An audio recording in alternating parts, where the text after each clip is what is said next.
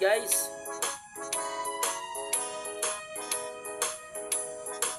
Wala akong magawa, ito na lang muna mga guys.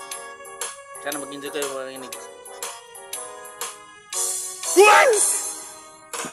Dako na kong problema, akong agtanga sinaw, perti pang dangasa, mahadlok kong masinaw.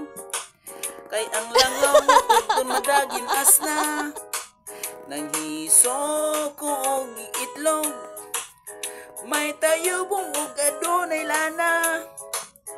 Hastang di malasa, akong agtanga sinaw, gitubuan na noon kaspa.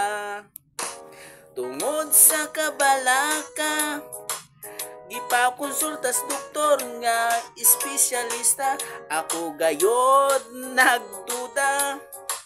Kay ang doktor dangas piting sinawa, unya ang resulta.